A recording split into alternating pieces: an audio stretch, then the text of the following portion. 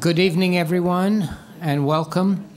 I'm Jack Citron, who's the director of the Institute of Governmental Studies at Berkeley, and I'm pleased to welcome you to this 5th annual Salon banquet. Think of yourselves as freshman students packed into seats like this, surrounded by, each other. On a serious note, we're especially honored that Senator Dick Durbin is here as the keynote speaker here today. And we're also truly privileged by the presence of Chancellor Berkeley and Mrs. Berkeley at this event.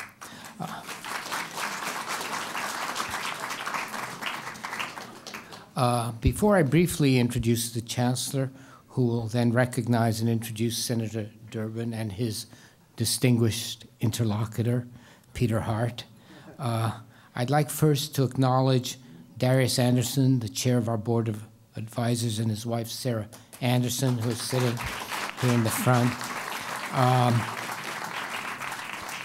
Beyond their extremely generous financial support of IGS and Darius's tireless efforts to build a Board of Advisors that has sustained us in these times of financial exigency, Darius and Sarah actually are the inspiration for this event. They conceived of it and indeed hosted the first 2 Salon banquets themselves. So Darius and Sarah, please just stand for 1 second so we can...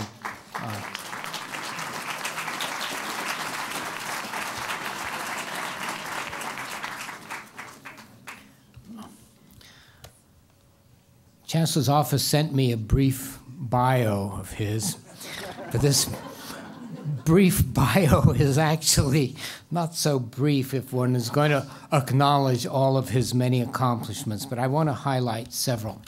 Robert Berkeley became the 9th Chancellor of the University of California, Berkeley on September 22nd, 2004.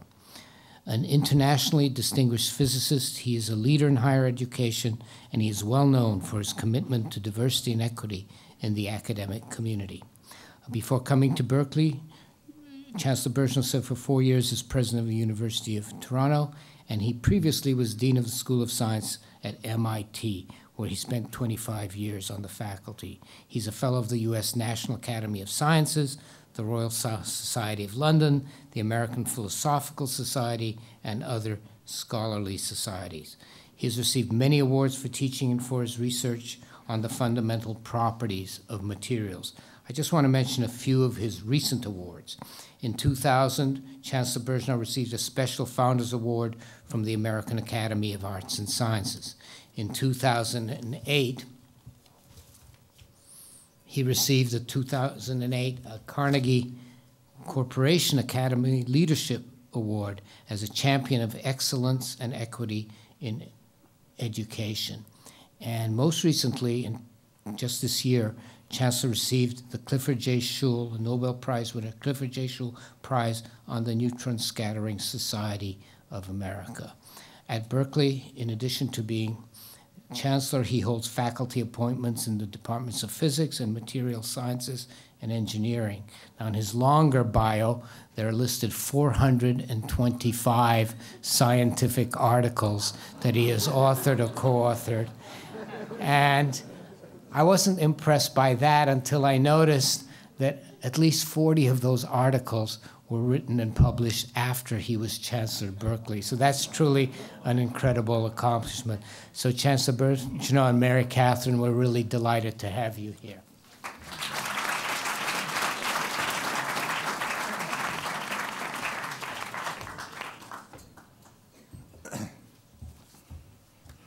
Of course, the science I've done since I became Chancellor, the protesters would just say, see, our Chancellor's wasting all his time doing science when he's supposed to be running the university. Let's get another Chancellor. So thank you, Jack, and good evening, everyone. And I'm honored to be able to, both Mary Catherine and I are honored to be able to attend the 5th annual IGS Salon Gala. The notes, we were asking ourselves how we're supposed to dress because the notes that we got said that this was a business casual gala, which is absolutely an oxymoron. Anyway, here we are. I think all of you know, I'm preaching to the converted here, that IGS, its programs and its fellowships contribute greatly to Cal's vibrant academic and intellectual fabric. They also provide important campus resources to members of the campus community and the public who want to become more proactive, engaged, and empowered citizens. IGS provides a dynamic environment for students and scholars to study, discuss, and explore how government and politics can be applied to real-world issues.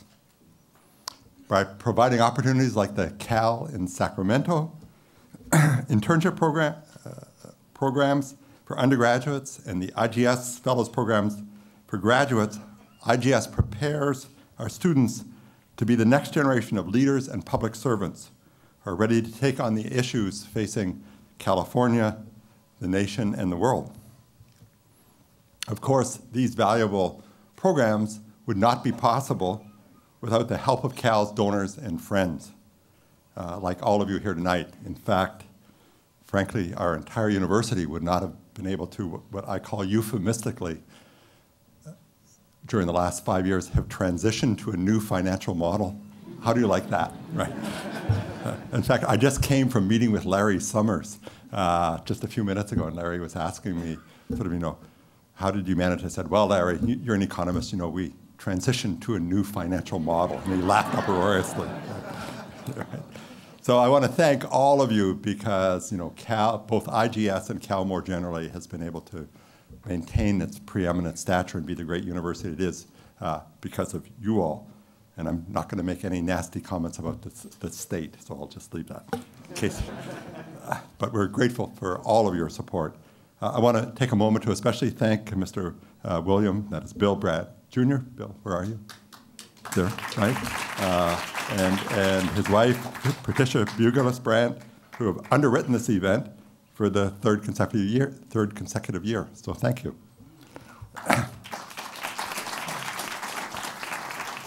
And as I just said, in spite of the disinvestment by the state in public higher education, you'd think anybody capable of writing more than 400 scientific articles published in sort of all the world's best journals would figure out how not to be chancellor of a university when the investment by the state during my time period has gone from 30% to 10% of our budget. So this is, a more intelligent person would have figured out how to time it better. But in spite of all of that, we've genuinely maintained our preeminence. And, we take great pride in being one of the really, truly world's great universities. And I did an alumni event in LA last night, and I made this comment that chancellors and presidents only quote rankings where their universities do well. And if you don't do well, it's because the criteria in the ranking are wrong. But I must say, I point out with pride that the London Times has their higher education supplement ranked universities around the whole world. And there's a British bias, but they said that out of their rankings came the conclusion, this just came last week, that there are 6 universities which are qualitatively better than all the rest in the country. And I'm sorry that there's not a university in Illinois included in this group, but those 6 universities were predictably Oxford and Cambridge. But interestingly, the other 4 were Harvard and MIT, Stanford and Berkeley. It's the top 6 universities in the world. And importantly, and so that's a ranking, it's a reputational ranking, and that's this year's data. So, because of IGS and all of the people here and everything we've done, in spite of this remarkable disinvestment and in spite of the predictions of the New York Times, the state of California was in a death spiral. Somehow we're here, and as among public universities folks, we're still leading the world. So I want to thank all of you for that. It's now my honor to introduce tonight's featured guest, U.S. Senator Dick Durbin, Assistant Minority Leader of the U.S. Senate, and also Mr. Peter Hart over here, who will engage in a conversation entitled The State of the Nation. I know every one of you is anxiously looking forward to this. Senator Durbin, a Democratic senator from Springfield, Illinois, was elected to the U.S. Senate on November 5th, 1996. Re-elected in 2002 and 2008, Senator Durbin is the state's senior senator and convener of Illinois' bipartisan congressional delegation. He serves as the Assistant Majority Leader, which is the highest ranking position in the U.S. Senate, and has been elected to this leadership post by his Democratic colleagues every 2 years since 2006. Senator Durbin's committee membership is both impressive and comprehensive. He sits on the Senate Judiciary, Appropriations, Foreign Relations, and Rules Committee. He also serves as the chairman of the Judiciary Committee's Subcommittee on the Constitution, Civil Rights, and Human Rights, and the Appropriations Committee, Financial Services, and General Governments Committee. So this is just incredibly remarkable. My own interactions with Senator Durbin have been largely on the front of the Federal DREAM Act. I think a subset of you know that we worked passionately, not Senator Durbin, but within California on AB 130 and AB 131. And if any single person in this room doubts the importance of those two bills, we had a reception last week because for the first time in our history, we were able to offer financial aid to undocumented students here at Berkeley. We thought there were about 50. That was our best intelligence and our financial estimates, frankly. And it turns out so far 150 undocumented students have self-identified in order to receive financial aid. So this is a huge and critically important, and these are truly inspiring young people. And Senator Durbin has worked so hard, idealistically and passionately at the federal level in order for us to, the final step for these young people who represent the finest young Californians is that they be able to have a natural transition to obtain citizenship. And Senator Durbin has been working very hard on that, and I want to thank him personally for his incredible effort.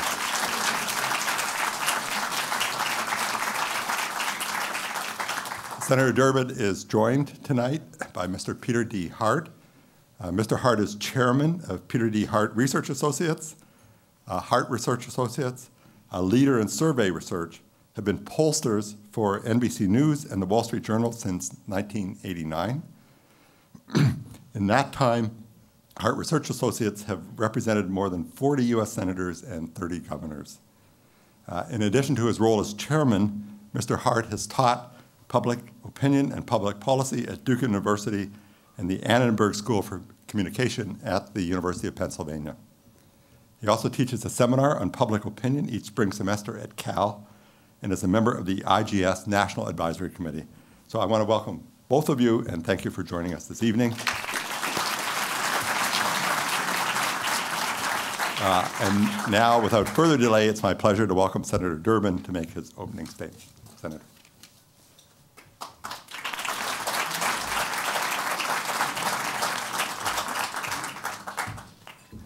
Chancellor's a lot taller than I am, so thank you for that kind introduction, and I want to also recognize the IGS director, Professor Jack Citron. It was good to see him this evening. Bill, and he deserves it. Bill and Patrice, great friends for a long time, and I know that they played a critical role in inviting me here, and I'm honored to be with them this evening and with you, and also Darius and Sarah. Thank you for what you've done in making this IGS a reality. And special thanks to the Chancellor for being selective in telling you my life story. He left out a couple chapters, which one included losing 3 elections before I ever won one. And I finally was elected in 1982 to the U.S. House of Representatives. I came in with a new freshman by the name of Barbara Boxer. We've been friends ever since. And then in 96, as he mentioned, ran for the United States Senate. Throughout this political journey, my wife Loretta has been raising kids and keeping the home together and wondering when I'm going to come back and so forth. And I said to her one time, I said, you look back on what we've been through, all these campaigns and where we are. In your wildest dreams, did you ever think I would be in the leadership of the United States Senate? And she said, Dick, in all honesty, you're not in my wildest dreams.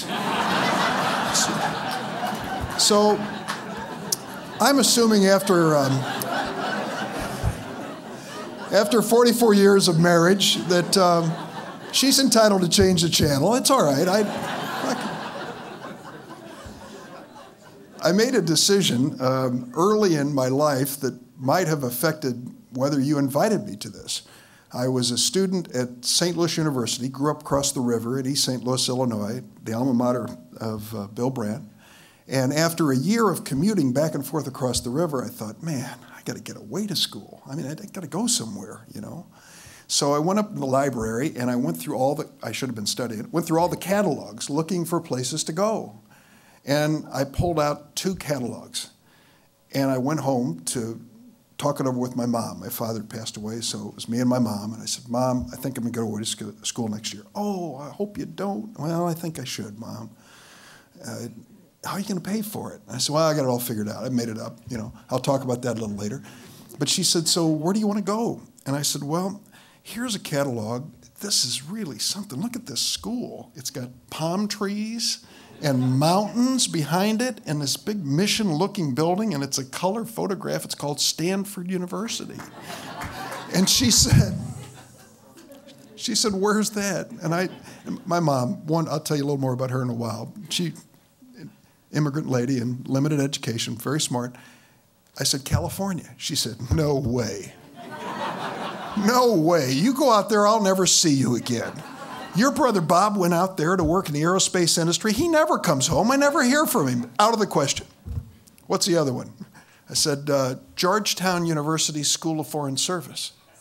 Where's that? I said, Washington, D.C. She said, your brother works for the federal government. He goes out to Washington twice a year. He can look in on you. That was my career decision. I applied to Georgetown University School of Foreign Service. If I had taken the first school, you probably wouldn't have invited me to tonight. But having said that, it is an honor to be with you. And I'm sure my mother would have been delighted if I would have chosen Cal Berkeley. As U.S. News and World Report, Chancellor says it's the best public college or university in America. So congratulations to Cal Berkeley for what you have done. Let me talk for a few moments about education and politics. Bill Moyers, a great guy and a good friend, once said, ideas are great arrows, but there has to be a bow. Politics is the bow of idealism. In that case, the Institute of Governmental Studies may be the best archery school in America. For nearly a century, IGS has helped train smart leaders who understand that the greatness of America isn't measured simply in personal wealth, but in the strength of our commonwealth. I am personally grateful to IGS. All the skills that I need to be Majority Whip of the United States Senate I developed in the first grade. Can you count to 60? Which tends to be every day's assignment. But the person who finds out whether I have the votes and whips the issues to ask my colleagues how they're going to vote happens to be a member of the UC Berkeley class of 2002 and a former IGS student, and now my Director of Floor Operations in the United States Senate, and she's here this evening. Please say hello to Rima Dodine. Rima, where are you? I'm looking for her. There she is. You can catch her on C-SPAN almost any day. Peter's going to ask me a lot of questions, and I hope I have some answers. I want to say a word about a topic that's important to my life and yours as well. I mentioned my mother was an immigrant. She came to the United States at the age of 2 when her family moved to this country from Lithuania 101 years ago. My parents were both workers for the New York Central Railroad in East St. Louis, Illinois. Neither of them attended high school, but they made sure that my brother and I graduated from college. One reason I was able to go to college was fortuitous. It was an event that occurred on October the 4th, 1957. That was the day that the Russians launched Sputnik. It changed things dramatically. For the first time since the GI Bill after World War II, the federal government decided that we were going to make certain that we educated the leaders of tomorrow, the scientists, engineers, and other college graduates. And so they created something called the National Defense Education Act. How many people here are products of the National Defense Education Act? A few of us in the audience. This Education Act, as it was written, said, quote, no student of ability will be denied an opportunity for higher education because of financial need. How about that? To keep that promise, the federal government provided low-interest loans to people like me.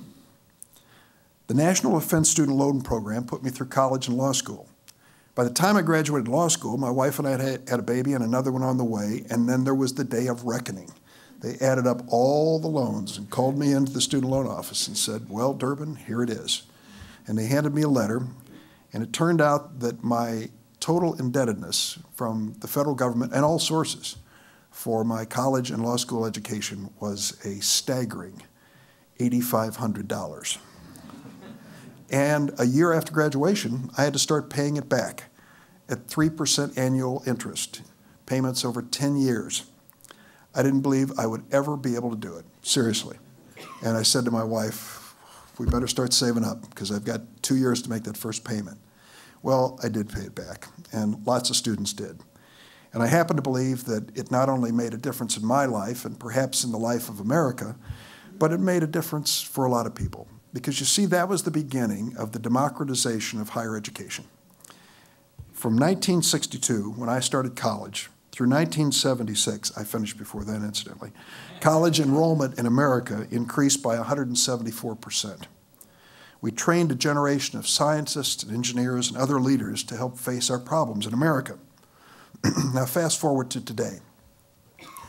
My indebtedness of $8,500 represented a little more than half of my starting income as a lawyer out of law school. I was paid $15,000 a year. Now look at what schools are facing. The same Georgetown Law School that I attended, which I believe the tuition was about $1,200 a year, is now $50,000 a year. And as a consequence, we're seeing more and more students taking on dramatic amounts of debt. There was an event which occurred in October of 2010, which was not noted by many. For the first time in the history of the United States of America, the sum total of student loan debt surpassed credit card debt in the United States.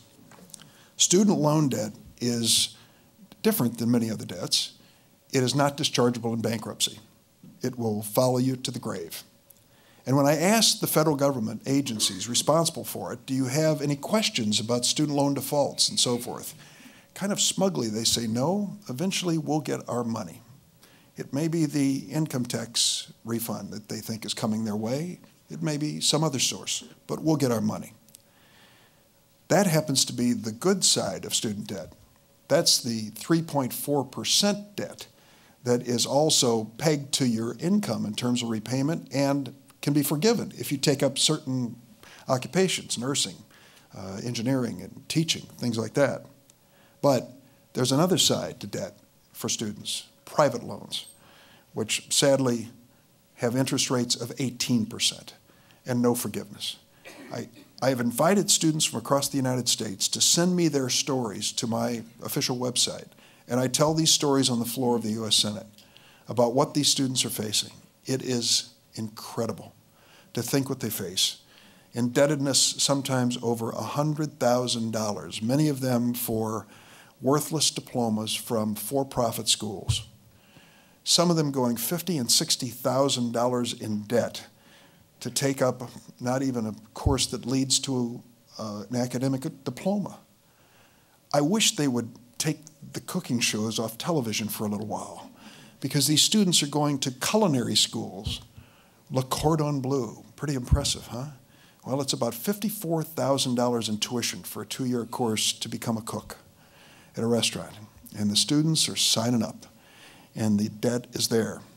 There for them and the person who co-signs the loan. And it turns out recently there was a report, the first I had read, of a grandmother whose Social Security check is being garnished because she guaranteed her granddaughter's loan for college, and her granddaughter defaulted. Now the grandmother will have it taken out of her Social Security check. It's almost indescribable to think that we have reached this point. The student loan debt is going to affect whether that student will ever be able to go on to school anyplace else, buy their first home, maybe even buy a car, all affected by indebtedness. Decisions being made by young people at the age of 19 and 20, which will literally impact the rest of their lives. One of the things I think we have to do is, at least in the area of private loans, they managed 5 years ago to get special treatment in the bankruptcy bill so that private loans, student loans, are not dischargeable in bankruptcy either. There's some people here in the bankruptcy business. And I can tell you that made these loans golden. It is a treatment of a private debt, the likes of which no other private debt is treated. The only things, as I remember from my courses in law school, that are not dischargeable in bankruptcy are alimony and child support and taxes and federal student loans. Well, this private industry got in and said, we're going to add in private student loans. I think it's time to take a look at that. I think that is an outrage. It is an indebtedness which should not be allowed to continue, and I have some legislation I'm working on. Having said that, I have fond memories of the University of California system in the 50s and 60s when there was literally no debt associated with college. It was an amazing system of higher education, the envy of the rest of the United States. And I know, as the Chancellor said, in his state, your state of California, in my state of Illinois, financial support for higher education has been flagging. There's just not enough money to go around. And they're trying to make up the difference in public colleges in the state of Illinois. I know what you've done here because I've read about it before I came. I understand that 40% of all UC Berkeley undergraduates pay no tuition, and fewer UC Berkeley students take out loans than the national average. And students here who do borrow significantly less than the national average. I want to congratulate you on your State Dream Act, and I think that Peter is going to bring that up in a moment. But think about the conversation that just took place during the presidential primary about higher education. Yes, it was a former member of the United States Senate who happens to have a law degree who suggested that going to college was an example of snobbery.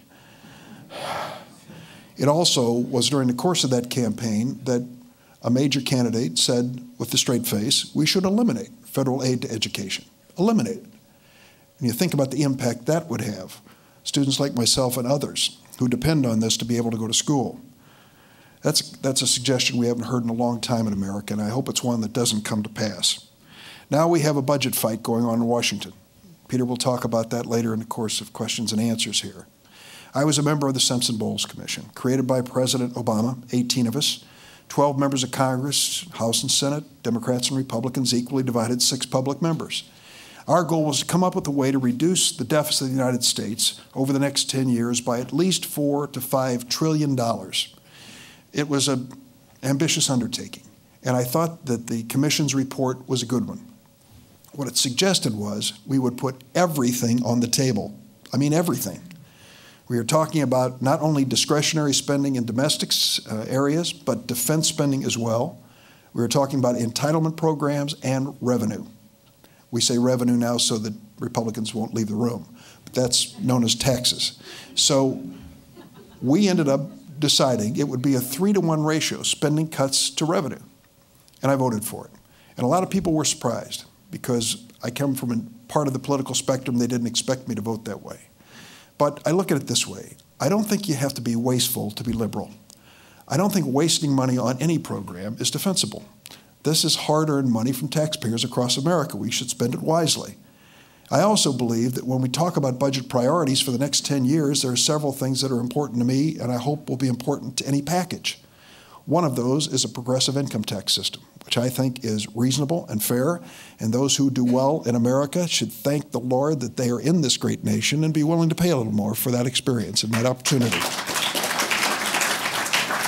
The second thing is a safety net, a basic safety net, because we know in our human experience there will be people with mental, physical disabilities or just plain bad luck who will need a helping hand. That's going to happen, and we've got to be there. We also know that we have to invest in some things that will provide for our future. Let's start with education, which we all, of course, respect very much. It goes beyond that. It goes into research. I don't have to tell the folks at Cal Berkeley about how important research is. I understand you have 25 Nobel Prizes at the school since 1995 and more national science medals, Pulitzer Prizes, MacArthur Genius Awards, and other prestigious accolades that many institutions can even consider. And that's a great record. Incentivizing research at every level is critical to innovation, it's critical to new products, it's critical to job growth and business growth in America.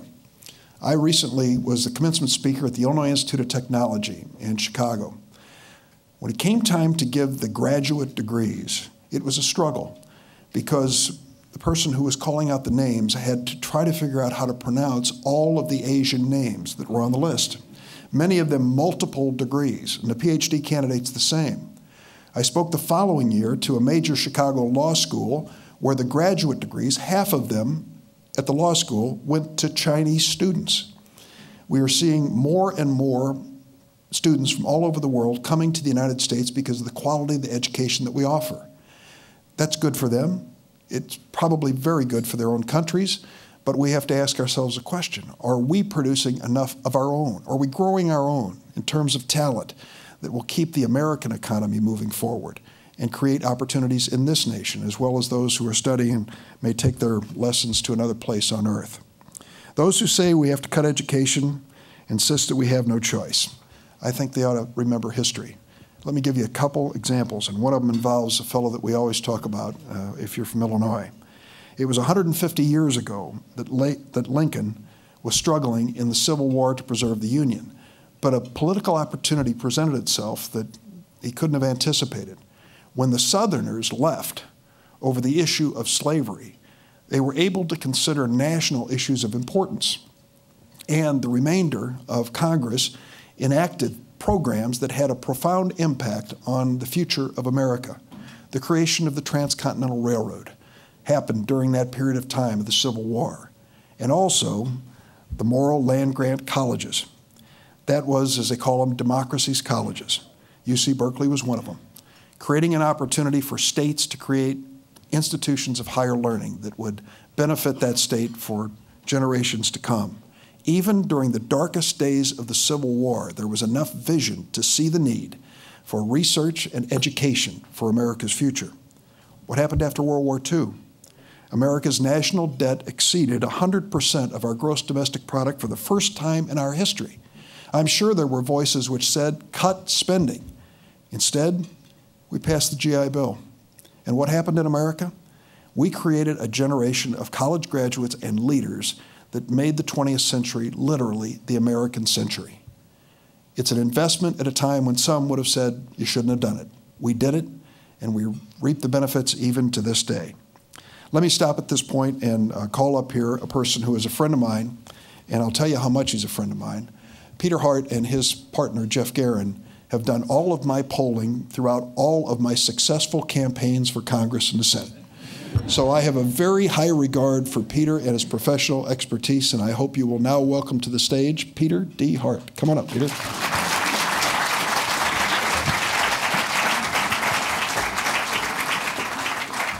And let's hear it for Senator Durbin and his remarks.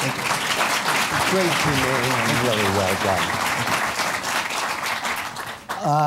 I'll tell you, I've had an awful lot of assignments through a lifetime, but I've never felt more pressure than I feel right now. To be perfectly honest, it's been a long and very fruitful relationship that my partner and I have had with Senator Durbin, and in 15 minutes, I can destroy a beautiful relationship. So, Senator, of the many brilliant things you've done, which is the greatest? I want to ask a few tough, hardball questions like that. Let's start a conversation, and probably the best place to start is where you were talking about the budget. It is so caught up, everything that's been happening, and you go back to the Simpson Bowles moment in time, and it seems like a time that was just missed, both by the administration and by the Congress.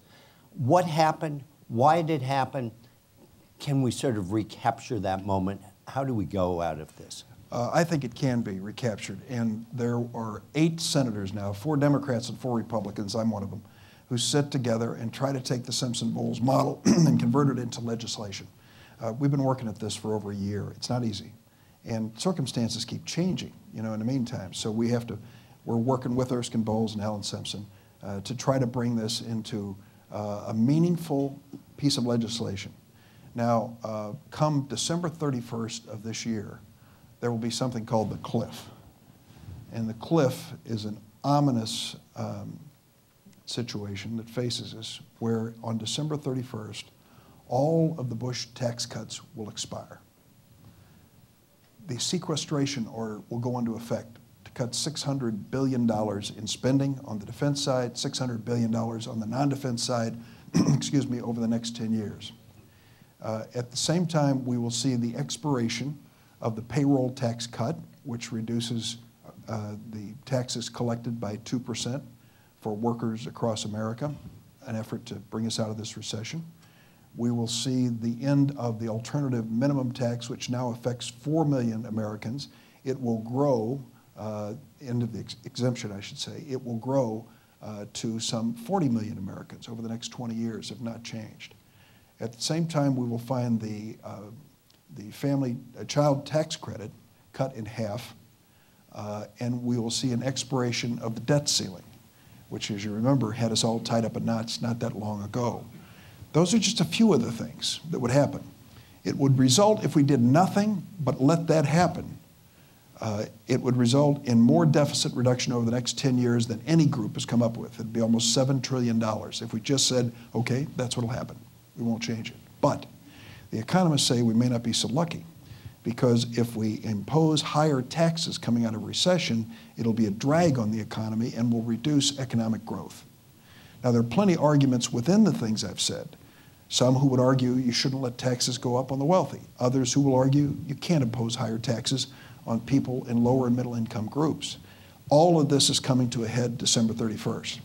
So the obvious response from most people is, well, you're going to be pretty busy after the election. You're going to have less than 2 months to make sure that doesn't happen.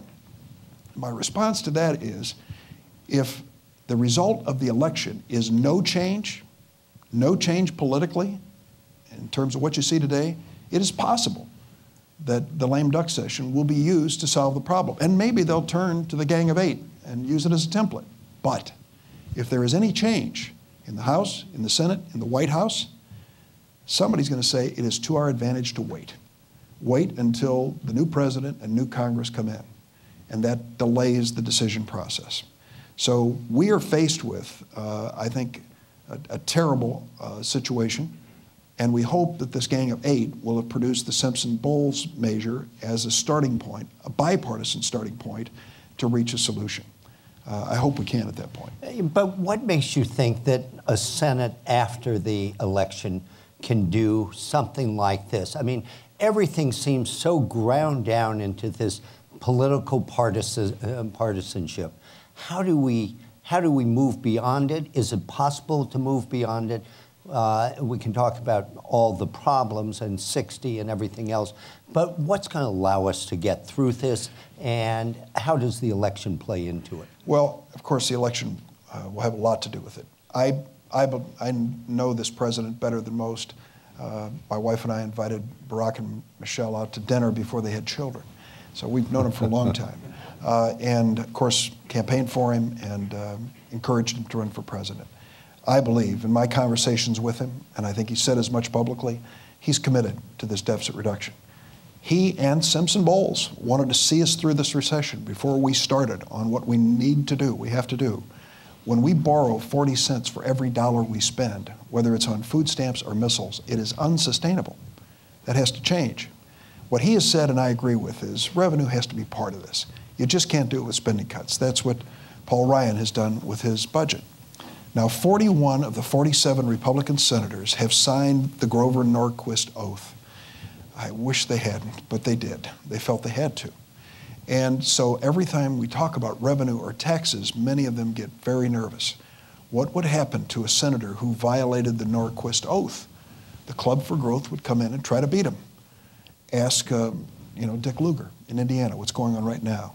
He's up by 4 points in his race for re-election against a Club for Growth candidate who is trying to defeat him in Indiana because he's too liberal for that state. So these Republicans live in that fear. My only hope is that because they look at the possibilities if we do nothing in terms of tax increases, that they may be able to strike a political bargain and find some way of producing revenue. Now let's go to my side of the ledger, where you're going to find the most grief from Democrats. Entitlement programs, Social Security, Medicare, Medicaid. Understandably, these are programs created by Democratic presidents, which I happen to believe are of great value to this country, the safety net we talked about earlier. Social Security, untouched, unchanged, no amendments, not a word, will make every promised payment with a cost of living adjustment for the next 25 years. You can't say that about any other program in Washington. On the 26th year, things get pretty bad. There's a 30% fall off in terms of the money available. We don't want that to occur. Medicare, untouched, unchanged, will make every promised payment, we think, for 12 years. Only 12 years. So doing something today, I think, frankly, in both of these areas, Social Security and Medicare, is imperative. And I say that as someone who believes passionately in both of these programs. I was around in '83 when Social Security went bust. I just arrived in the House, and we bought in Social Security basically 50 or 60 years of solvency with the changes we made. We raised the retirement age to 67, phased it in. We raised the payroll tax. We taxed some Social Security benefits for people in higher income categories. Any one of those is a killer 30-second ad. But we did it together, and we did it bipartisan, and no one lost the election because of it. Now we've got to attack Social Security and Medicare the same way. Last point I'll make, Peter, is that Danny Inouye, who's chairman of the Appropriations Committee, took a look at the last time we balanced the budget. It was the end of the Clinton administration. The last time we balanced the federal budget, which surprises some people, but it happened for more than 1 year. Since that time, when the budget was in balance, here is what's happened. Domestic discretionary spending on things like education and research and maintaining government, domestic discretionary spending is flat. When you take in constant dollars into consideration, there's been no increase in the last 10 or 12 years in spending. In fact, it's gone down recently. We cut $1 trillion over a 10-year period. When it comes to entitlement programs, since the last time we balanced the budget, they've gone up 30%. That's a lot. When it comes to defense spending, it's gone up almost 80% in that period of time. Now, I will put a little asterisk at the end of it here. The demographics on entitlement programs, we've got to be honest about them. Every day since January 1st of last year, 10,000 Americans reached the age of 65, and that will continue for 18 more years. These are people who have paid in Social Security and Medicare, and now say, it's our turn. Understandable, right? Well, that tells me that when we look at the long term of this program, we're going to have added cost. And we have got to find out a way to start bringing down the growth rate in that cost to keep Medicare solid. Two questions related to that, and we're going to go to the audience in a second. The real pressure on us is if we don't get to dinner, we don't get out on time. And that's the only great fear we have. So two questions sort of come out of this. First and foremost, how do you make the electorate sort of rise to a higher level? So that in terms of looking at the process, they're asking more of us who are in Congress, of you who are in Congress. And secondly, how do you change the rules? Are we going to be stuck with 60? Are we always going to be stuck with this sort of partisan gridlock? Can you ever sort of put the genie back in the bottle, or are we gone? Well, I've been around for a little while, and there are two or three things, and you and I spoke about one of them earlier, that we, I think, both agree need to be done. I served in the House for 14 years. I was the beneficiary of a partisan reapportionment map. That's how I got to Congress. They drew a map that was sweet for me. And I beat a 22-year Republican incumbent by 1,000 votes or something. It's pretty close. But I had my chance with this new map. 10 years later, tables turned and they tried to beat me. The Republicans, Denny Hastert, drew a map and they didn't quite get the job done. I ended up getting reelected. I think that this has really corrupted the process. I really believe that this partisan reapportionment should come to an end everywhere. Now, it's going to be the states that have to decide this. It isn't a federal matter as I see it. But I think we need to really open up this so that we have more change from time to time in these seats and an opportunity for people who are elected who don't have an overwhelmingly Democratic or an overwhelmingly Republican district. That's what I would do on the House side. On the Senate side, the filibuster situation has to change. I could give you statistics, which Rima wrote up for me here, but I won't read them to you, other than tell you there has been a dramatic increase in filibusters and 60-vote requirements. It now is standard in the United States Senate. It used to be extraordinary, unusual, exceptional. Now it is a standard. This has to change. Let me give you a couple changes that I think will not violate the idea of the Senate protecting minorities, but would be reasonable. If I want to stand up in the Senate and stop the business of the Senate, historically, until about 1920, one senator could do it, no questions asked, that's the end of it. Nothing moves forward. Woodrow Wilson had produced a bill sent to the Congress asking to arm the merchant marine because of U-boat attacks, German attacks on our merchant marine fleet. The Peace Caucus in the Senate, which included Republicans and Democrats, objected to it and stopped the bill. Woodrow Wilson said that is an outrage, that you won't even take the bill up in the United States Senate, and he forced the requirement into the Senate rules that it would take, with a 2/3 vote, 67 votes, or 2/3 at the time, 67 today, that you could stop the filibuster. Cloture, motion for cloture, 67 votes. Fast forward 50 years now, we're in the mid-60s, we're in the middle of the civil rights debate. This has gone on forever. And finally, they break the deadlock, pass the civil rights bill, and amend the Senate rules and bring 67 down to 60. But it takes 60 senators to stop the filibuster. Here's what I think. I don't think you ought to be able to stand up and say, I'm going to stop the business of the Senate and I'm going to dinner. I'll see you in a couple days. If it's important enough to stop the business of the Senate, park your fanny in that chair on the Senate floor and stay there. If it's that important, and if you need to go somewhere, have somebody else take that chair over. And stay there around the clock if you need to. Show your commitment that this is so important, we're going to stop the business of the Senate.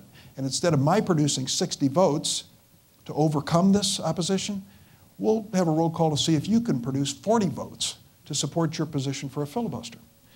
You're respecting the 60-vote margin, but I think you're putting the burden where it belongs, on the person that wants to stop the business of the Senate.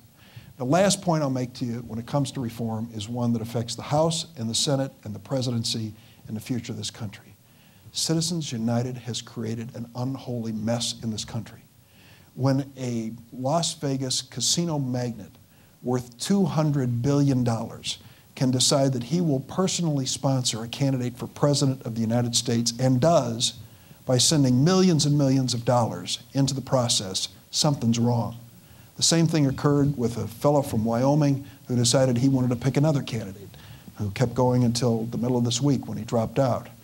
This process now, this super PAC process, is a complete corruption of what the law had been in the United States for decades, which basically allowed us to try to contain some spending. McCain-Feingold, remember that? Try to contain some of the spending and to limit the expenditures from individuals and corporations and unions for that matter. Here comes the Supreme Court, strict constructionists as they are, and overturn all this precedent and say, no, it's wide open, it's free speech, spend what you want. I will tell you that I don't know how mere mortals who even aspire to run for the House and the Senate could look at this and think this is a good idea. If you are not individually wealthy, you're going to have a super PAC that is going to swamp you. I had lunch today across the bay with Sherrod Brown. He's our incumbent senator in Ohio up for re-election. So far in his race, in Claire McCaskill's race in Missouri, and John Tester's race in Montana, each of them has had $5 million in negative advertising on television already spent. They've not spent the first penny on television. And that is what this is about, and it's April. It's April. So I have a public financing bill. I have no Republican co-sponsors. The last one I had was Arlen Specter, and then he came over on my side of the aisle, so that was the end of that. But if we don't move towards some form of financing campaigns that take big money and special interest out of the picture, it's not going to create a positive environment for bipartisan solutions in Washington.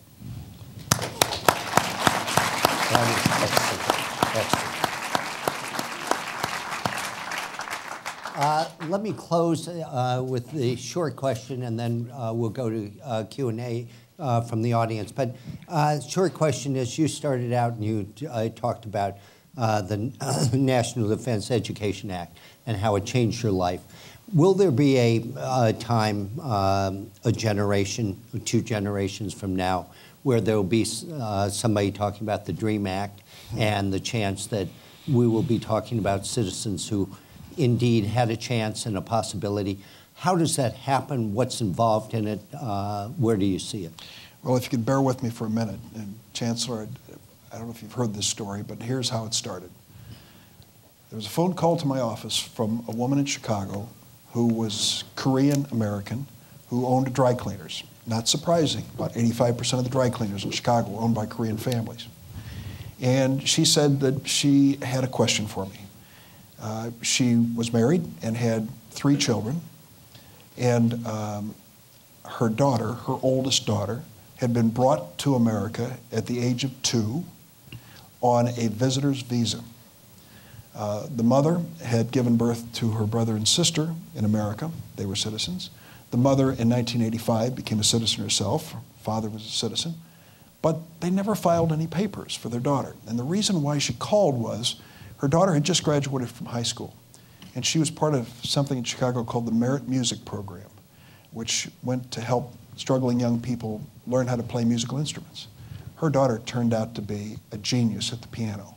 And she had been accepted at the Juilliard School of Music and the Manhattan Conservatory of Music, and filling out the applications, said to her mom, "What do I put down here for nationality?" Her mom said, "I don't know. I'd never filed any papers for you once you got here." Daughter said, "What are we going to do?" And her mom said, "We're going to call Durbin." So they called me, and we checked in the law, and the law was very clear. The girl had to leave the United States for 10 years and apply to come back in. And it would likely take another 10 years or so for her to get a chance for a green card. And I thought to myself, that isn't right. And I put in this bill that said if you came here as a child, good moral character, graduate high school, finish at least 2 years of college, or serve in the military, you'll be on a path to citizenship. It may be 10 years down the line. That's the DREAM Act. At the time when I first introduced it, I had to fight with Orrin Hatch because he said, well, that was my idea. So it became the Hatch-Durbin bill. It's no longer the Hatch-Durbin bill. He doesn't vote for it anymore. We have 2 sitting Republicans who vote for the DREAM Act. Dick Lugar of Indiana, Lisa Murkowski of Alaska. That's it so far. This means more to me than I can tell you. I mean, I've been through Congress for a long time. I've been involved in a lot of issues that mean a lot to me.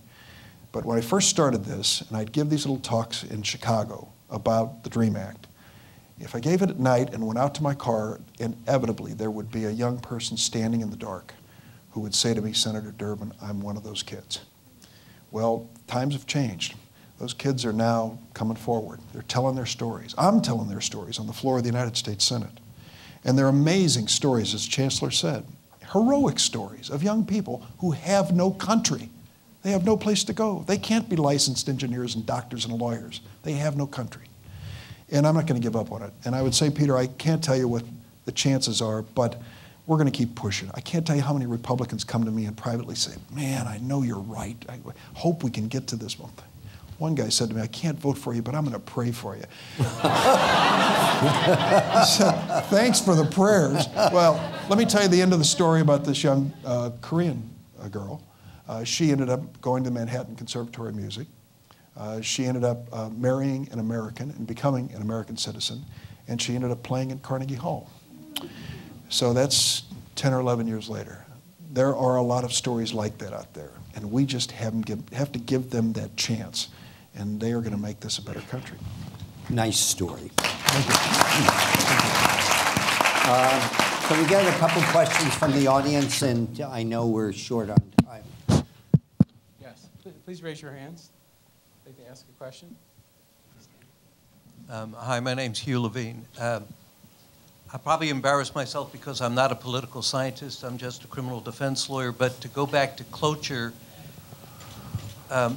when Obama was elected and the Democrats had a majority in both houses and were holding a lot of cards, it's my understanding the first order of business for Congress is to enact its rules. Why wasn't a simple majority rule enacted at that time that might have saved us all this trouble? I'll give you an honest answer. It wasn't enacted because we had just come off a period of time when we had 45 votes in the Senate. and I was the whip during that period of time. And our job was to use the filibuster on our side of the aisle. In the Senate, you're always thinking, what about 2 years from now? Can you live with what you've just passed as a rule if everything flips? And that's why the suggestion that I made about the filibuster didn't eliminate the 60-vote requirement, or at least the 60-vote threshold, but came at it from a different way. Mine was not an original suggestion. We have had Tom Udall of New Mexico, Mark Udall, and a number of others, Jeff Berkeley of Oregon, who have been working on these changes. I think that that will be enough of a change to discourage the abuse of filibuster, but will still not eliminate it as part of the institution. And perhaps more will have to be done at some later time. But it is the fear that in the next election cycle, you'll be in the minority that has protected the filibuster to this point. Questions? More questions? Speak into the mic. Hi, my name is Kayla Unger. I'm an undergraduate studying political science at UC Berkeley. I'm actually in Peter Hart and Professor Citron's class on public opinion right now.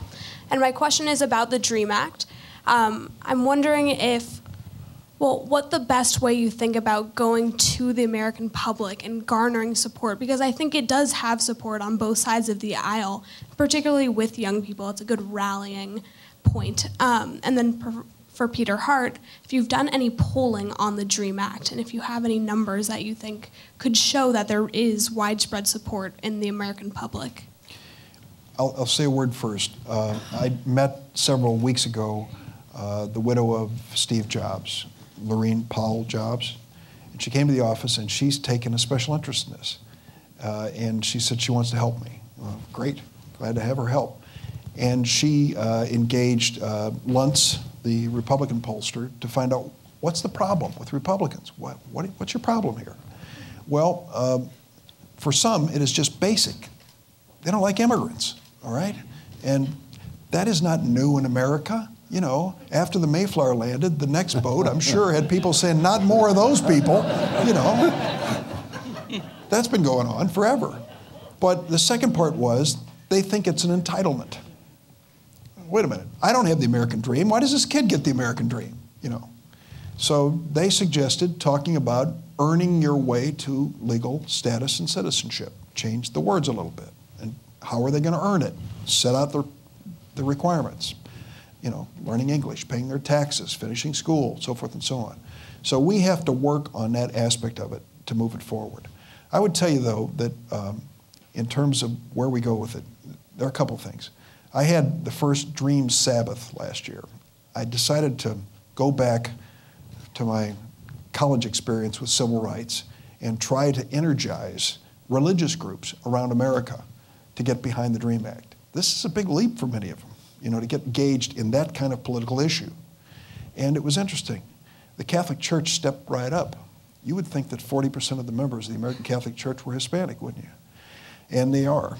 And so they are behind this. They like this notion. And they are pushing it and doing a good job at it. The evangelicals came.